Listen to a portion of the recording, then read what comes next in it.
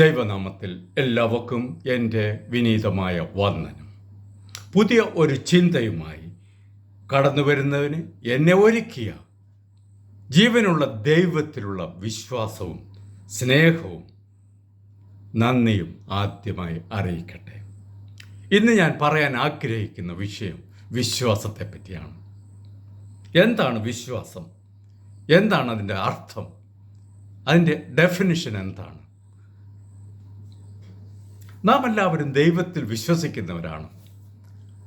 അല്ലാത്തവർ വളരെ ചുരുക്കമെന്ന് കരുതുന്നു. എന്നാൽ ഓരോരുത്തരിലുള്ള വിശ്വാസത്തിൻ്റെ ഏറ്റക്കുറച്ചിൽ, അതേപ്പറ്റിയാണ് ഇന്ന് ചിന്തിക്കാനായി ആഗ്രഹിക്കുന്നത്. അതിൻ്റെ അളവുകോൽ മനുഷ്യരുടെ കയ്യിലില്ല. ദൈവത്തിന് മാത്രമേ അതിന് സാധിക്കുകയുള്ളൂ. വിശുദ്ധ വേദപുസ്തകം വായിച്ചിട്ടുള്ളവർക്ക്, പഠിച്ചിട്ടുള്ളവർക്ക് അറിയാം, വിശ്വാസത്തെപ്പറ്റി ധാരാളം വിശുദ്ധ വേദപുസ്തകത്തിൽ പരാമർശിച്ചിട്ടുണ്ട്. അതിൽ ചിലത് മാത്രം ഇവിടെ പറയുവാനായി ആഗ്രഹിക്കുന്നു. എബ്രായർ ചാപ്റ്റർ 11:5, ഹീബ്രൂസ് ചാപ്റ്റർ 11:5. വിശ്വാസത്താൽ ഹാനോക്ക് മരണം കാണാതെ എടുക്കപ്പെട്ടു, ദൈവം അവനെ എടുത്തുകൊണ്ടതിനാൽ കാണാതെയായി. അവൻ 300 സംവത്സരം ദൈവത്തോടൊപ്പം നിന്നു, ദൈവത്തോടൊപ്പം നടന്നു. നിങ്ങൾക്ക് എത്ര കാലം നിൽക്കാൻ സാധിക്കും? ഇങ്ങനെ മടുപ്പുണ്ടാകില്ലേ? ഇന്ന് നിങ്ങൾക്ക് വേദപുസ്തകമുണ്ട്, ആ കാലത്ത് ഒന്നുമില്ല. ബൈബിൾ എഴുതിയിട്ട് പോലും ഇല്ലാത്ത ഒരു കാലം. കാണാനും തെളിവിനായും യാതൊന്നുമില്ല. എന്നിട്ടും ദൈവത്തിൻ്റെ വാക്ക് കേട്ട് അവൻ അനുസരിച്ചു, അവൻ വിശ്വസിച്ചു, ഒപ്പം നിന്നു, ഒപ്പം നടന്നു 300 സംവത്സരം. ഹാനോക്കിനെ കൂടാതെ മറ്റൊരാൾ കൂടി മരണം കാണാതെ എടുക്കപ്പെട്ടിട്ടുണ്ട്. അവർ 2 പേർ അക്കരയ്ക്ക് പോയി, ജോർദാൻ നദി കടന്ന്. മടങ്ങി വന്നത് ഒരാൾ മാത്രം. ഏലിയാവ് സ്വർഗത്തിലേക്ക് എടുക്കപ്പെട്ടു. എലിയാവിൻ്റെ പുതപ്പ് താഴെ വീണു. അതുമായി എലീശ മടങ്ങി വന്നു ഇക്കരയ്ക്ക്. ഞാൻ ഇതിലേക്ക് വിശദമായി കടക്കുന്നില്ല ഇപ്പോൾ. താല്പര്യമുള്ളവർക്ക് വായിക്കാവുന്നതാണ്. 2 രാജാക്കന്മാർ 2-ാം അധ്യായം 11 വളരെ സ്പെസിഫിക് ആയിട്ട് പറയുന്നുണ്ട്. 2 Kings chapter 2 verse 11. ദാനിയേൽ 6-ാം അധ്യായം 22. ദാനിയേൽ ചാപ്റ്റർ 6 വേഴ്സ് 22 ഇപ്രകാരം കാണുന്നുണ്ട്. സിംഹങ്ങൾ എനിക്ക് കേടുവരുത്താതിരിക്കാൻ ഇരിക്കേണ്ടതിന് എൻ്റെ ദൈവം എൻ്റെ ദൂതനെ അയച്ച് അവയുടെ വായ് അടച്ചു കളഞ്ഞു. ദാനിയേലിനെ സിംഹക്കൂട്ടിലിടാൻ കൽപ്പിച്ച സമയത്തും അവൻ തൻ്റെ വിശ്വാസത്തിൽ നിന്ന് വ്യതിചലിച്ചില്ല, ഉറച്ചു നിന്നു. സിംഹം എന്നെ കടിച്ചു കീറി തിന്നോട്ടെ, എന്നാലും ദൈവത്തെ അവൻ തള്ളിപ്പറഞ്ഞില്ല. പ്രിയപ്പെട്ടവരെ, നാം ജീവിക്കുന്ന ഈ കാലഘട്ടത്തിൽ വിശ്വാസികൾ ധാരാളമുണ്ട്. ഞാൻ വിശ്വാസിയാണെന്ന് പറയുന്നവരും മറ്റൊരാളെ കബളിപ്പിച്ചുകൊണ്ട് നടക്കുന്നവർ ഒക്കെ നിങ്ങളുടെ ചുറ്റും, നിങ്ങളുടെ സമൂഹത്തിൽ കാണാം. വിശ്വാസം ഒരു വിൽപ്പന ചരക്കാക്കി മാറ്റി, ഒരു മാർക്കറ്റിംഗ് മെറ്റീരിയലാക്കി മാറ്റി പണവും പ്രശസ്തിയും സമ്പാദിക്കുന്നവർക്കും ഒരു കുറവുമില്ല ഈ നാളുകളിൽ. എനിക്കിന്ന് പറയാനുള്ളത് അഥവാ ഓർമ്മപ്പെടുത്താനുള്ളത് എന്താണെന്ന് വെച്ചാൽ, നിങ്ങളുടെ ജീവിതം എപ്പോഴും ഒരുപോലെ ആവണമെന്നില്ല. പ്രതിസന്ധികൾ വരാം, പ്രയാസങ്ങൾ വരാം, തകർച്ച വരാം, രോഗം വരാം, ഇതൊക്കെയും വരാം. ജീവൻ്റെ നിലനിൽപ്പിന് തന്നെ ഭീഷണി വരാം. ഈ അവസ്ഥയിൽ നിങ്ങൾ ക്രിസ്ത്യാനികൾ അഥവാ വിശ്വാസികൾ എന്ന് പറയുന്നവർ എത്ര പേർക്ക് ഉറച്ചു നിൽക്കാൻ സാധിക്കും? വിശ്വാസത്തിൽ ഒരു നിമിഷം ഒന്ന് ചിന്തിച്ചു നോക്കൂ.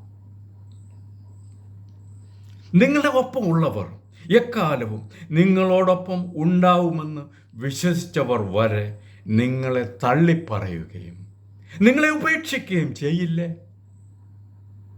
അപ്പോൾ നിങ്ങൾ കാണാത്ത ദൈവത്തെ നിങ്ങൾ എങ്ങനെ വിശ്വസിക്കും? എങ്ങനെയാവണം ഒരു ശരിയായ വിശ്വാസിയുടെ മനസ്സ്? ഒരു ഉപമ, ഒരു കഥ അത് ഇപ്രകാരമാണ്. 6 വയസ്സുകാരി റോസ് തൻ്റെ നിക്ഷേപക്കുടുക്ക തുറന്നു. നാണയങ്ങൾ എണ്ണി നോക്കി, തിട്ടപ്പെടുത്തി. 5.5 രൂപയുണ്ട്. അതവൾ കടലാസി പൊതിഞ്ഞു സമീപത്തുള്ള മെഡിക്കൽ ഷോപ്പിലേക്ക് പോയി. ഷോപ്പ് ഉടമ ജോൺ മറ്റൊരാളുമായി സംസാരിച്ചു കൊണ്ടിരിക്കുകയായിരുന്നു. ഏതോ പ്രധാനപ്പെട്ട വ്യക്തിയാണെന്ന് വേഷത്തിൽ നിന്ന് അവൾക്ക് മനസ്സിലായി. ഷോപ്പ് ഉടമയുടെ ശ്രദ്ധ തിരിക്കാനായി ഒന്ന് ചുമച്ചു. പിന്നെ നാണയത്തൊട്ട് മേശപ്പുറത്ത് ശബ്ദമുണ്ടാക്കി വച്ചു. ജോൺ ചോദിച്ചു, കുഞ്ഞെ, നിനക്കെന്താണ് വേണ്ടത്?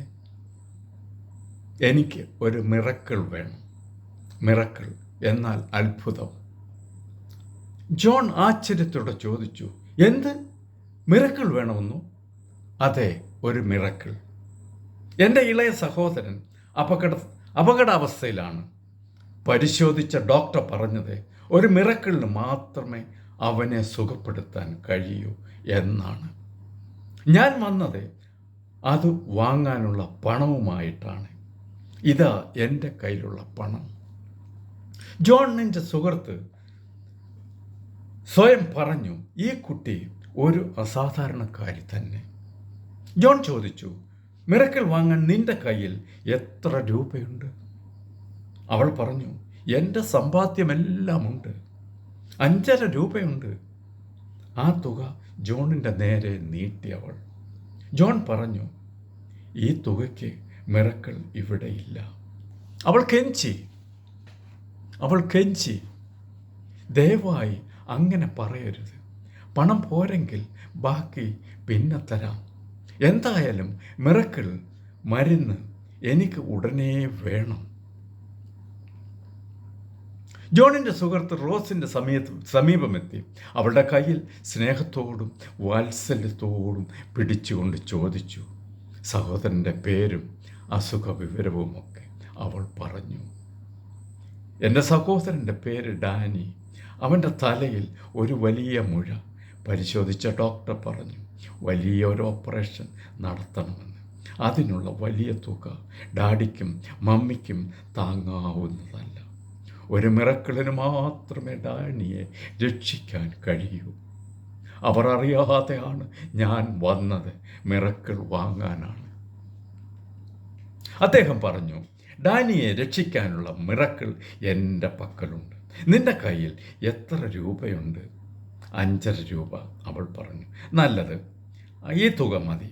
അദ്ദേഹം വീട്ടിലെത്തി ഡാനിയെ കണ്ടു. ഡാനിയെ ആശുപത്രിയിലേക്ക് മാറ്റി.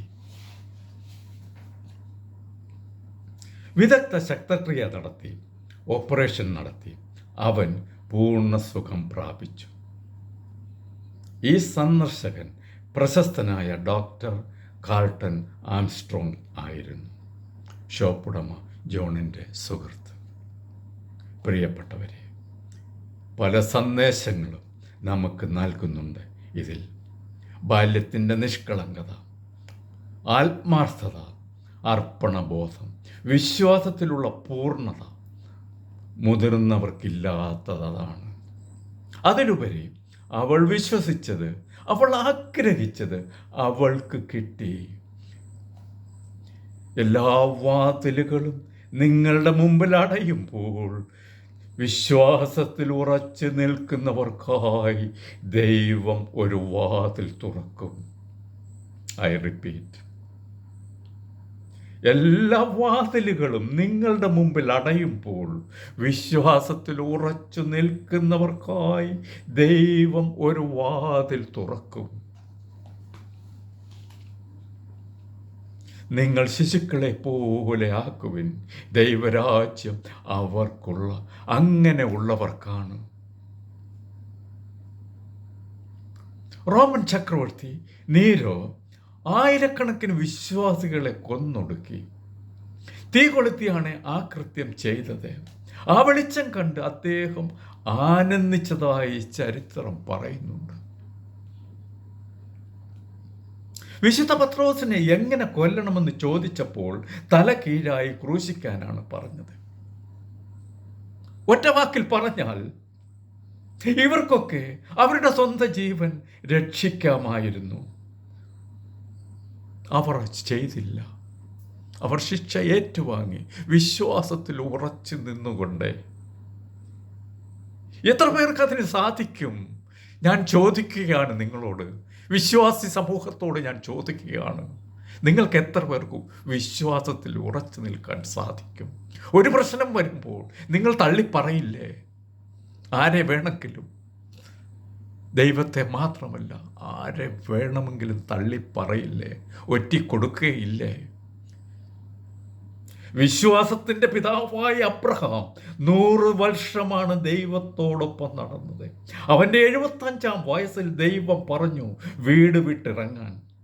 മെസപ്പൊട്ടേമിയയിൽ നിന്ന് ഇന്നത്തെ ഇറാഖാണ്. വീടും നാടും വിട്ട് ഭാര്യ സറായിയുടെ കൈ പിടിച്ച് മറ്റേ കയ്യിൽ ഒരു വടിയും പിടിച്ച് അബ്രഹാം ഇറങ്ങി. എവിടെ കാണുന്നു, എന്തിനാണെന്നോ അവൻ ചോദിച്ചില്ല. പിന്നീട് അങ്ങോട്ട് യാത്രയായിരുന്നു. പല നാടുകൾ, പല ദേശങ്ങൾ, ഓരോ സ്ഥലത്തും കൂടാരം കെട്ടും. അങ്ങനെ യാത്ര തുടർന്നു. ഏകദേശം 100 വയസ്സുള്ളവനായകയാൽ തൻ്റെ ശരീരം നിർജ്ജീവമായി പോയപ്പോഴും അവൻ വിശ്വാസത്തിൽ ക്ഷീണിച്ചില്ല. ദൈവത്തിൻ്റെ വാഗ്ദത്തത്തിങ്കൽ അവിശ്വാസത്താൽ സംശയിക്കാതെ വിശ്വാസത്തിൽ ശക്തിപ്പെട്ടു, ദൈവത്തിന് മഹത്വം കൊടുത്തു. അതുകൊണ്ട് അത് അവന് നീതിയായി കണക്കിട്ടു. അത് നമ്മെ ഓരോരുത്തരെയും വിചാരിച്ചു കൂടി ആയിരുന്നു. അബ്രഹാം താൻ പരീക്ഷിക്കപ്പെട്ടപ്പോൾ തൻ്റെ ഏകജാതനെ ഇസഹാക്കിനെ യാഗമർപ്പിച്ചു. മരിച്ചവരുടെ ഇടയിൽ നിന്ന് ഉയർപ്പിപ്പാൻ ദൈവശക്തനെന്ന് എണ്ണുകയും അവരുടെ ഇടയിൽ നിന്ന് എഴുന്നേറ്റവനെ പോലെ അവനെ തിരികെ പ്രാപിക്കുകയും ചെയ്തു. യോഹന്നാൻ 11-ാം അധ്യായം 21-22. ജോൺ ചാപ്റ്റർ 11, 21 and 22 ഇപ്രകാരം കാണുന്നുണ്ട്. മാർത്ത യേശുവിനോട്, നീ ഇവിടെ ഉണ്ടായിരുന്നുവെങ്കിൽ എൻ്റെ സഹോദരൻ മരിക്കയില്ലായിരുന്നു. ഇപ്പോഴും നീ ദൈവത്തോട് എന്തപേക്ഷിച്ചാലും ദൈവം നിനക്ക് തരും എന്ന് ഞാൻ അറിയുന്നു എന്ന് പറഞ്ഞു. ഇപ്പോഴും നീ ദൈവത്തോട് എന്തപേക്ഷിച്ചാലും ദൈവം നിനക്ക് തരും എന്ന് ഞാൻ അറിയുന്നു എന്ന് പറഞ്ഞു. ഇതിൻ്റെ പശ്ചാത്തലം വിശദമായി ഞാൻ പറയുന്നില്ല. ചുരുക്കം ഇപ്രകാരമാണ്. യേശു ബഥാന്യയിലെത്തിയപ്പോൾ മാർത്തയുടെയും അവളുടെ സഹോദരി മറിയയുടെയും സഹോദരൻ ലാസർ മരിച്ച് കല്ലറയിൽ വച്ചിട്ട് 4 ദിവസമായി എന്ന് അറിഞ്ഞു. മറിയ എത്തി യേശുവിനെ കണ്ട് അവൻ്റെ കാൽക്കൽ വീണു. കർത്താവേ, നീ ഇവിടെ ഉണ്ടായിരുന്നെങ്കിൽ എൻ്റെ സഹോദരൻ മരിക്കയില്ലായിരുന്നു എന്ന് പറഞ്ഞു. അവൾ കരയുന്നതും കൂടെയുള്ളവർ കരയുന്നതും കണ്ട് യേശു ഉള്ളം നൊന്ത് കലങ്ങി. അവനെ വച്ചത് എവിടെ എന്ന് ചോദിച്ചു. കല്ലറയ്ക്കടുത്ത് ചെന്ന് കല്ല് നീക്കുവാൻ അവൻ പറഞ്ഞു. അവർ കല്ല് നീക്കി. യേശു മുകളിലേക്ക് നോക്കി, പിതാവേ, എൻ്റെ അപേക്ഷ കേട്ടതിനാൽ ഞാൻ നിന്നെ വാഴ്ത്തുന്നു എന്ന് പറഞ്ഞ് അപേക്ഷിച്ചു. പിന്നെ അവൻ ലാസറേ പുറത്തു വരിക എന്ന് ഉറക്കെ വിളിച്ചു. മരിച്ചവൻ പുറത്തു വന്നു.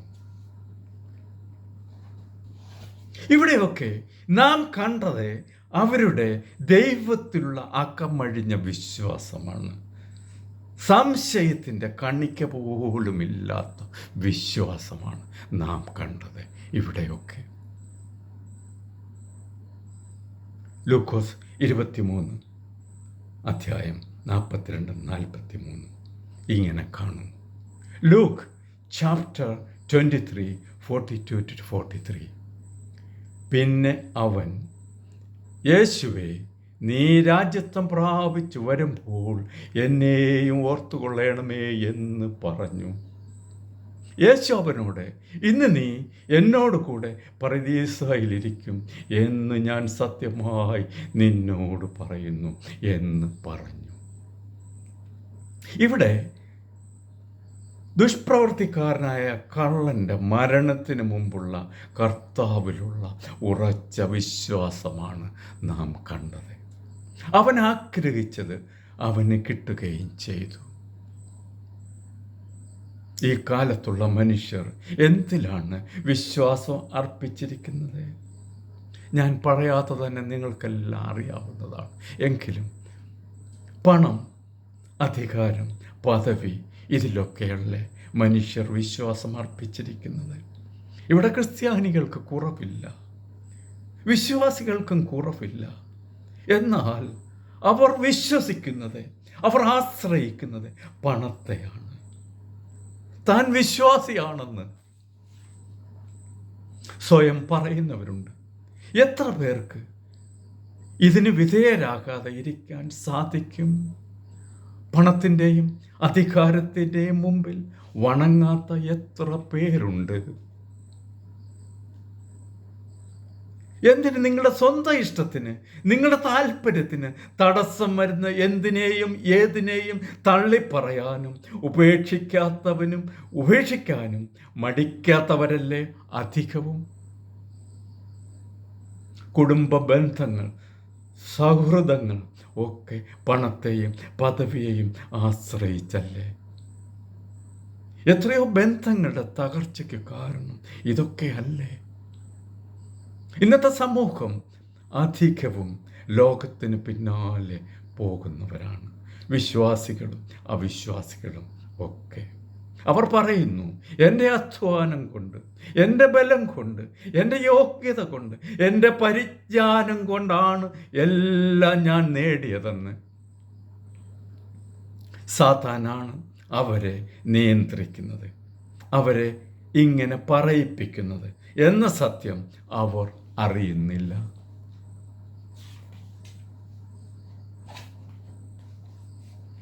നിങ്ങൾ നേടിയതെന്ന് കരുതുന്നതൊക്കെയും നിന്നെ തന്നെയും ഇല്ലാതാക്കാൻ ദൈവത്തിന് ഒരു നിമിഷം മതി. എല്ലാം മാറ്റിമറിക്കാൻ ഒരു നിമിഷം മതി. നിങ്ങൾ നേടിയതെന്ന് കരുതുന്നതൊക്കെയും നിന്നെ തന്നെയും ഇല്ലാതാക്കാൻ ദൈവത്തിന് ഒരു നിമിഷം മതി. എല്ലാം മാറ്റിമറിക്കാൻ ഒരു നിമിഷം മതി. നിങ്ങൾ വിശ്വസിക്കുന്നുണ്ടോ ഈ സത്യം? Do you believe it? എന്നെ കേൾക്കുന്ന പ്രിയപ്പെട്ടവരെ, ഇവിടെ ഞാൻ കുറേ പേരെ നിങ്ങളുടെ മുമ്പിൽ പരിചയപ്പെടുത്തി. ദാനിയേൽ, അബ്രഹാം പിതാവ്, മാർത്ത മറിയ, കൊച്ചുബാലിക റോസ്, കള്ളൻ, ഇവരിലൊക്കെ എന്താണ് പ്രത്യേകമായി കാണാൻ സാധിച്ചത്? നിങ്ങളൊന്ന് ചിന്തിച്ചു നോക്കൂ ഒരു നിമിഷം. അവരിൽ നാം കണ്ട പ്രത്യേകത എന്താണ്? അവരുടെ വിശ്വാസത്തിലുള്ള തീവ്രത, അവരുടെ അചഞ്ചലമായ വിശ്വാസം, ഏത് സാഹചര്യത്തിലും മാറാത്ത, വ്യതിചലിക്കാത്ത വിശ്വാസം. അതല്ലേ നാം കണ്ടത് അവരിലൊക്കെയും. എത്ര പേർക്ക് വിശ്വാസത്തിൽ ഉറച്ചു നിൽക്കാൻ സാധിക്കും? ഏത് സാഹചര്യത്തിലും? ഒരു നിമിഷം നിങ്ങൾ സ്വയം ചിന്തിക്കുക. ഞാൻ എൻ്റെ വാക്കുകൾ ചുരുക്കുന്നു. ഇനിയും കാണുവോളും കർത്താവായ യേശു ക്രിസ്തുവിൻ്റെ കൃപ നിങ്ങളോടെല്ലാവരോടും കൂടെ ഇരിക്കുമാറാകട്ടെ. ആമേൻ. God bless you all. ഈ സന്ദേശം നൽകിയത് ജോർജ് ജൂനിയർ, കിഴക്കേ വീട്.